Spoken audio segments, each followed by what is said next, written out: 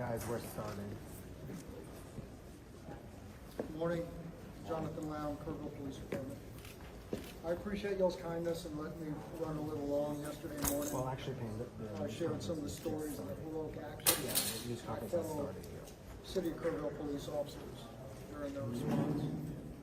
I know those are things that our community has seen, and we felt it was important to share that with the public. This morning's briefing will be a little bit more to the point. The response here in Kirk County continues to expand as the mission becomes more technical. There's more than 2,100 responders on the ground here from state, local, and federal agencies working to reunite victims and families. 10 states have sent specially trained teams to our community, and 2 more states are en route. As I know many of you have reported, the Governor, Lieutenant Governor, and the Speaker of the House are strongly committed to helping our community.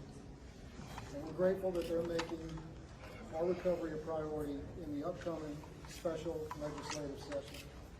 Our City of Kerrville and Kirk County leadership are committed to a transparent and full review of processes and protocols.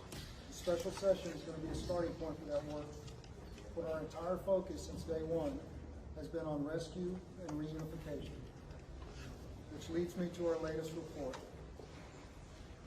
As of 8 a.m. this morning, there have been 96 confirmed deaths, 60 adults, and 36 children.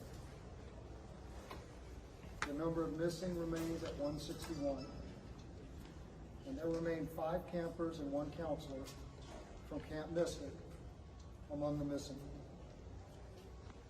If family members had reported a loved one missing and they've returned safely, we ask that you notify us through kerrvillemissing@dps.texas.gov or call 830-258-1111.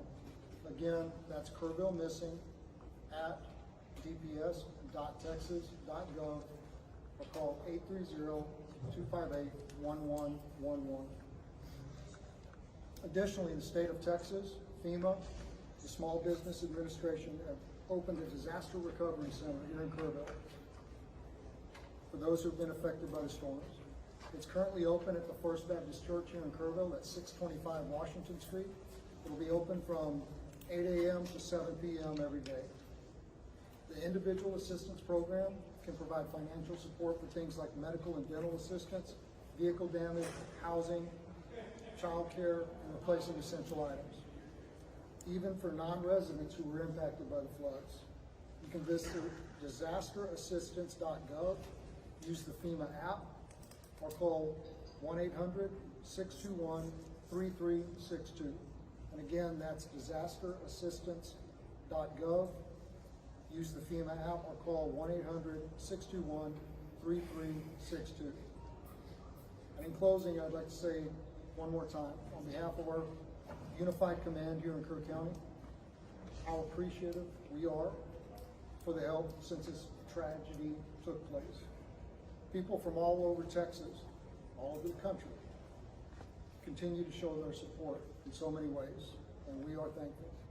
And with that, I'll take a few questions. Yes, sir. Chief.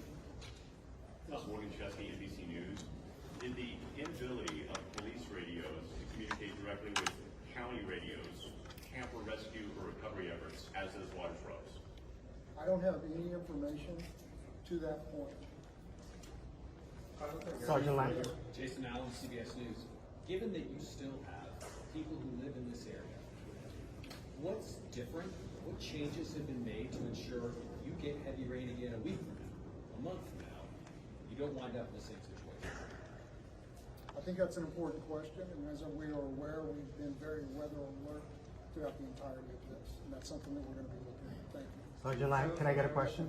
Amber Johnson, News 4 in San Antonio. What can you tell us about the current search area, how large it is, how much of it has been searched, and how exactly does the grid system work for something like this? So the last part of your question again. How does the grid system work for a disaster like this? Okay, so the grid system, I'm not a search and rescue recovery expert, so I don't want to speak out of turn, but it is a methodical search which ensures that every area in an area to be searched is covered and searched, and that no stone is left unturned. Unfortunately, I don't have a exact number of how many miles of river that we've searched, or how many people who have been out there. I just don't have that information for you, but I'm happy to follow up. Sergeant Last question. This will be last question.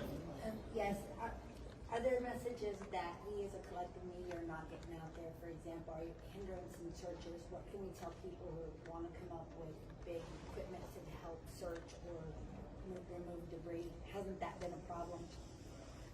I don't want to say it's been a problem, because we're so grateful for the amount of people who want to come to this community to help. And we've had people from all over the state and all over the country volunteer their services and say, I have a front end loader, I have a boat, I have this. Groups and individuals. But it's important that we have certified professional search teams out there right now. We have compiled a database of volunteers who have made themselves available. And if and when that time comes that we're able to call upon them, we will be calling upon them. In the short term, I believe that all of our basic needs are being met, both through the federal and state response and the support that we've been getting, as well as this community rising up in a really unprecedented way. Show their support for all of us here. Thank you very much, Chief.